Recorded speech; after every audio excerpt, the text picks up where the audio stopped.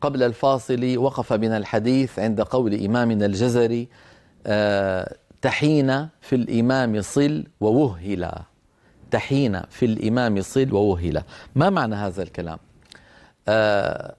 الله يسلمكم، أذكركم بالمصاحف التي أمر سيدنا عثمان بن عفان رضي الله تعالى عنه كتابتها. أمر زيد بن ثابت واللجنة القرشية التي كانت معه، الذين كانوا تحت إمرته، في نسخ الصحف البكرية الصديقية.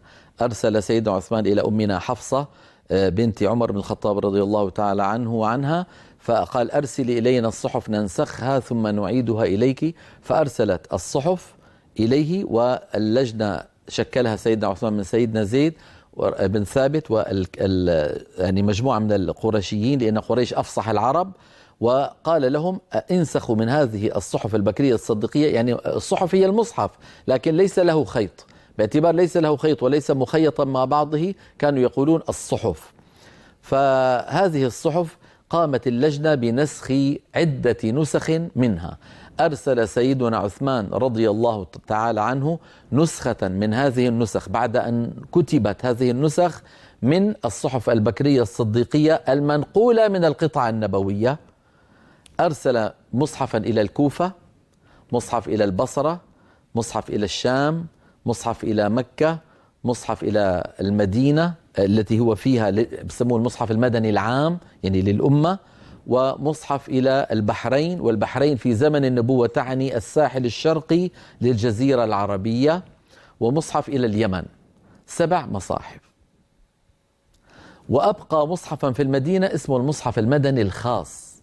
هذا المصحف المدني الخاص الذي كان عند سيدنا عثمان ظهر من علماء الأمة عالم جليل له وزنه الكبير في علم التجويد والقراءات واللغة وغريب القرآن، اسمه أبو عبيد القاسم بن سلام. الشاهد أن أبا عبيد يقول إن بعض الأمراء أصحاب الخزائن أخرجوا له المصحف المدني الخاص وأروه إياه، ورأى فيه أثر الدم، أثر دم سيدنا عثمان رضي الله عنه، وتتبع فيه بعض الكلمات كيف كتبت، فذكر عدة كلمات. من جملة تلك الكلمات أول سورة صاد قوله تعالى: فنادوا ولا تحين مناص. لا تحين هذا أسلوب تستعمله العرب بمعنى ليس هذا الوقت وقت الفرار أو وقت الذي يفيد صاحبه، ولا تحين مناص. فهذا التعبير لا تحين، كلمة لا تحين في المصاحف التي أرسلها عثمان رضي الله عنه إلى الأمصار مكتوبة لات التاء لوحدها، وحين مكتوبة لوحدها، كما مر معنا منذ قليل ما لي هذا، كيف أن اللام كتبت مفصولة عن كلمة هذا. أيضا في المصاحف التي أرسلها عثمان رضي الله عنه إلى الأمصار كتبت ولات التاء لوحدها ثم حين. لكن في المصحف الذي أبقاه عثمان رضي الله عنه لنفسه في المدينة مكتوبة ولا تحين، التاء موصولة بكلمة حين. هكذا رأى أبو عبيد رحمه الله في المصحف المدني الخاص، وذكر مواضع أخرى قال: رأيت في المصحف العثماني الخاص كذا وكذا وكذا من حيث القطع والوصل والإثبات والحذف من الحروف التي هي حروف علة، ألفات أو واوات أو ياءات إلى آخره، وهذا مدون معروف. فأبو عبيد قال أنه رأى في هذا المصحف التاء موصولة بحين. جاء من هذا أبو عبيد توفي رحمه الله 224 هجرية، 224 هجرية يعني في مطلع القرن الثالث الهجري. جاء الإمام أبو عمرو الداني عثمان بن سعيد الداني رحمه الله، من كبار علماء التجويد والقراءات، وله أفضال كبيرة رضي الله عنه ليس هذا وقت ذكرها، المتوفى سنة 444 يعني بعد أبي عبيد ب 220 سنة، بعد أبي عبيد ب 220 سنة. قال ذكر كلام أبو عبيد يقول أبو عبيد أنه رأى التاء موصولة بحين، يقول: لكننا لم نجد ذلك في شيء من مصاحف الأمصار، لم نجد ذلك في شيء من مصاحف الأمصار. طيب كل واحد روى ما رأى. أنت يا سيدنا الداني يا أبا عمرو الداني رحمك الله تقول بأن مصاحف الأمصار كتبت التاء مفصولة عن حين، وعلى العين والرأس، أنت رويت ما رأيت. وأبو عبيد رحمه الله ثقة وثقة وثقة، روى ما رأى، روى ما رأى في المصحف المدني الخاص أن التاء موصولة بحين. جاء إمامنا الشاطبي رحمه الله ورضي الله عنه فنظم كتاب المقنع لأبي عمرو عثمان بن سعيد الداني في رسم المصاحف، وسمى منظومته عقيلة أتراب القصائد. يقول فيها: أبو عبيد ولا تحين واصله الإمام. أبو عبيد يعني قال، طبعا الشعر إخواننا فيه اختصار كثير، لابد أن ننتبه إلى الاختصارات.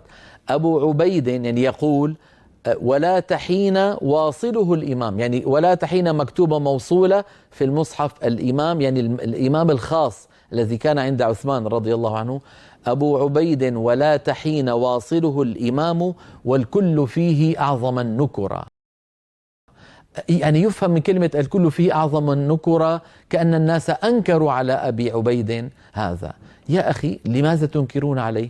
هو روى ما رأى، وأنتم رويتم عن مصاحف أخرى ليس عن نفس المصحف. لو كان الكلام عن المصحف ذاته لكم أن تقولوا أنه هذا ليس كذلك وبلغة قوية، لكن هو يتحدث عن مصحف وأنتم تتحدثون عن مصاحف أخرى، نعم كلها تعود عثمانية، فكلكم ثقات وعلى العين والرأس. يعني كلمة أعظم النكرة الحقيقة ما كان لها داعي، ما كان لها داعي. فجاء إمامنا الجزري رحمه الله وكأنه تابع الشاطبي في هذه القضية في البيت، فقال وما لهذا والذين هؤلاء، ثم قال تحين في الإمام صل ووهل. وهل كأنه يقول ضعف هذا الكلام أو هذا النقل.